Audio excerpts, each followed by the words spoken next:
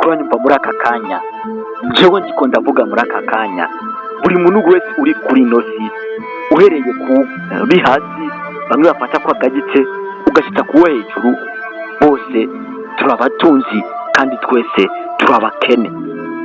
Ayo majambo abiri niyo ngiye gutahuza. Ntuzongere kurira ngo je ndakenye, ntuzongere kurira ngo naka n'umutunzi, uje namera nka nakagute. Oya, kandi muri kiganiro urubuze kumva amakosa dukora keshi atwononera ubuzima mu kwiyita abakene cyangwa se mu kwiyita abatunzi.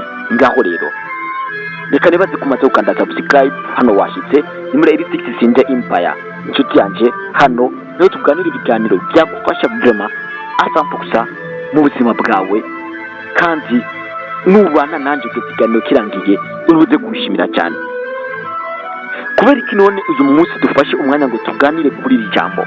Impamvu dufashe umwanya ngo tuganire kuri ibi bintu, nkutahuza impamvu uri umukene kandi uri n'umutunzi, nuko nzi ko abantu benshi, hari abantu bamaze no gusanga harabaye ibintu byo kwikengera, ukutibona nk'umuntu, ukwibona nk'umuntu koko ataca maze, ukutibona nk'umugabo, ukutibona nk'iki, bivanye no kubona ubukene mu buzima bwabo. Hakaba n'abandi bishira hejuru bivanye n'ibyo bafite, bakabona yuko umenga bararenze. Ibyo byose rero tugiye kubihuza mwere ku buryo Imana itajya irenganya buri muntu wese ari umukire ku giti ciwe, buri muntu wese ari umukene ku giti ciwe.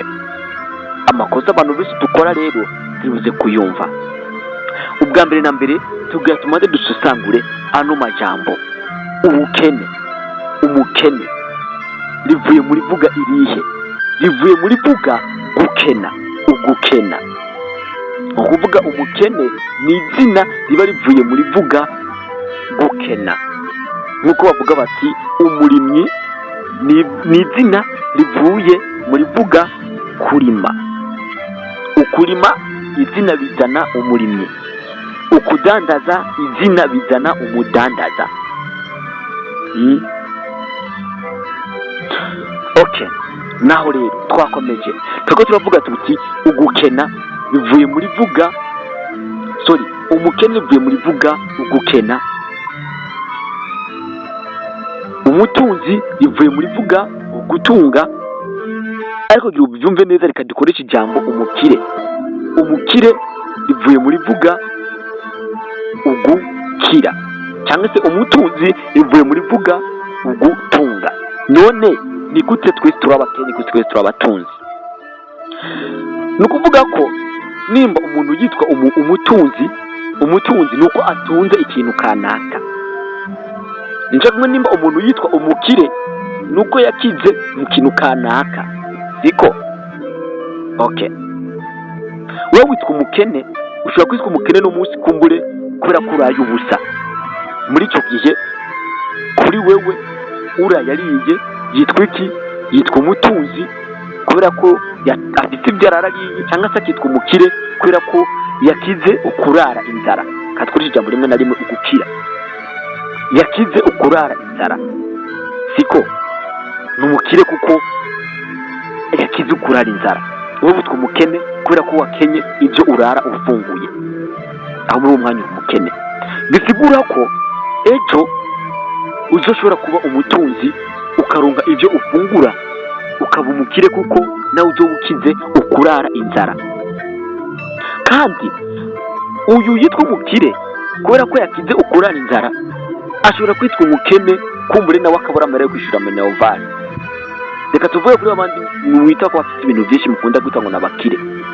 Uriya nawe ku rundi ruhande aba ari umukene kuko kumbure wewe umubona ko ari umutunzi urenze, kubera yuko wewe afise ibintu byinshi wewe ukenye. Nibyo yitwa umukire. Wowe umubona nk'umukire kuko afise inzu nziza, we ntawe ufise umukene kuri yo. Afise kumbure amafaranga menshi, we ntawe ufise umukene kuri yo. Ariko nawe ugiye kumuraba uzosanga hari undi umwita umukene kubera ko afise ibyo byose, mugabo akaba adafise imodoka. Yitwa umukene kuri we. Ikibazo rero tugunda kugira twese mu buzima nuko dushaka gukira ingwara tutagwaye. Uri umukene ufite ikibazo cy'uko utararufunguye witwa umukene pe, kubera ko ubuze icyo ufungura.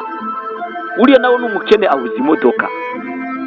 Ugasanga rero wewe wo kurondera kukiza iyo nzara ufise, ugomba kurondera imodoka, kandi mu by'ukuri wewe icyo ukenye bwa mbere ntabwo ari imodoka, ubwo uriya akenye imodoka. Nayigura izaba ari success yiwe, kuko azonezerwa avuga ati icyo ari kinteye ubukene muri iyi minsi ndakirose. Yarabuze imodoka, yari umukene kubera imodoka arayiguze. nta mpamvu yo kubabara, ahubwo wewe nawe ugomba gupambana kugira ngo uronke cya kintu ukenye cy'ibanze.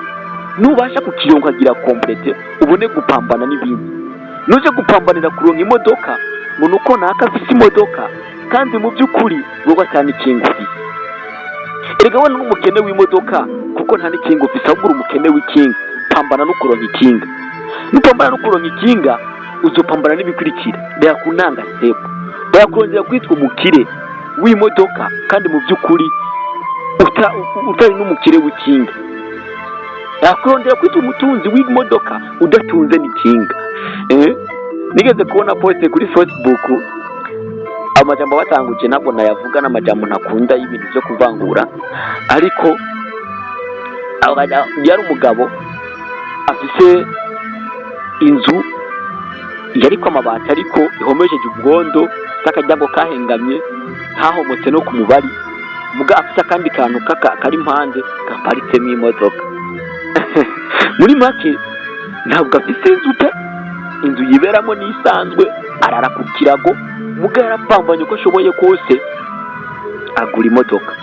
Nigeze gutembera mu bihugu byo hanze, nsanga hari ahantu mu by'ukuri abantu benshi bemera gutunga imodoka 2, 3 muga akoze ari mu nkotano. Mu by'ukuri mugabo afite iyo modoka ahayitahana, afite arapasi muga afite imodoka. Mu kurondera hakota aravuga ngo noronkaho nzobika imodoka muri iyo nzu nifuza gukota iwawe, hari aho nzobika imodoka, cyangwa aza kuyiraza ahantu akayitabira indara akayirira amahera. Mu by'ukuri ari mu modoka, muhuye mu ibarabara yambaye neza, yajeho akamuhagoka kota ari mu modoka, avuga niwe mukire wa mbere ku isi. Ariko mu by'ukuri ntabwo aba ari byo. Uyu aba yarananze step, aba yagiye guharanira gutsinda cyangwa se gukira ingwara atagwaye.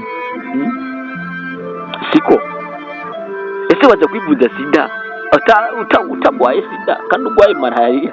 Erega ni nk'ibyo kubona umuntu ugura imodoka kandi mu by'ukuri nta kinga afise. Aha n'igihe usanga arara ubusa, aha n'igihe usanga atemera akaza ngo maka ngusi imodoka ye. Hari abantu babigira akavuga ngo genzo guma ndarubusa, uruko bishoboye kose nziganye ngo mbe ngende gusa mugangura imodoka. Why? Ntabwo ukora kwa ubukene bwawe n'ubukene bw'abandi bantu ko nakayaguze imodoka ngo nanje kuko ngugomba gukora uko ushoboye kose ngo nanje nkayigura. Urumva ugakengere yoba nkengere oshi kwijambwa kwa kuri imodoka ngo nanje ntarayigura. Ugasanga n'ibyo bintu umuntu yibereyemo nizo bimuhangayikishije, kandi mu by'ukuri ugiye kubiraba ntabwo ari n'ikintu cyakabaye kimuhangayikishije pe. Ahubwo ni ikintu byibuze yakaba yaraba akavuga ati burya muntu ageze kuri level nziza, nanjye ndifuza kuzoyigeraho positivement. Reka nkore maze mpambane n'ubukene bwanjye, ndiko level ndiko y'ibintu nkenye mbironke. Nshaka kuvuga ngo ushaka kubaka inzu udafite parcela uyubakamo. Why? Uyubaka mu kirere siyo parcela ifite. Nimbonye mugenzi uyubatse nimba yaraguze parcela cyangwa afite ubundi buhinga bwo kubaka, akaba yarasanzwe ari umuryango wa muraze cyangwa ari yarasanzwe ayifise kuva kera akuba, ushaka gufanikishwa no kubaka kandi nawe utararonka parcela. Uguma upambana n'ibyawe uronka iyo parcela, hama nawe uze wubake. Cyangwa amakosa umaze kuyumva kandi umaze kumva uburyo uri umukene mu kintu kanaka, ariko ukaba umutunzi mu kintu kanaka, cyane cyane ko icyo ukenye uri kuraririra hari uwundi ugifise ari kuri ikindi. Kandi nawe no kubwiza ukuri n'umutwenge, icyo ukenye n'ukironka serious ndazi ko na nyuma y'icyo kukironka uzokongera ukarira. Ni impamvu abantu bama mu maganya, ni impamvu abantu bama bicyurikiye bavuga ngo mana mana mana mpa, mu by'ukuri ntibaronke n'umwanya wo kuvuga ngo mana warakoze, kuko ibyo Imana yamukoreye yarabironse ko byari sawa. Ariko ikibazo yaciye abona undi ufise ibisumba ibyo afise, aravuga ati mwana nanjye ndashaka biri, nta mwanya wo gushima baronka kuko baguma bafise byinshi bifuza. Ariko kandi ni byiza kugira ibyo wifuza ariko ukibuka no gushima. Niko ubuzima bumeze, ibyo wifuza uyu munsi uzobibona, nubibona uzokwifuza ibindi, n'ibyo uzobibona nubibona wifuza ibindi. This is life, nubwo buzima, ariko ugomba kubirenga ko rero ukajya wiha gushima, ushimira iyo Mana dukorera ibitangaza buri munsi. Nuko rero nabwiye ko kuba mu buzima butagira Imana ariko se rikomeye cyane. Ibyo nabyo ndaje mbikuganirize ko hanyuma ubwo buryo kuba mu buzima butagira Imana ariko sa rikomeye. Ngaho rero katuye mu biganiro bikurikira, ndagukunda cyane. Banja L6 Sinze, hano ni muri L6 Sinze Empire. Kazina gashasha ni L6 Sinze alias uwarokoye umugabo w'intambwe Daniel. Ngaho rero reka uroranikwe, ugira amahoro, ugire Imana.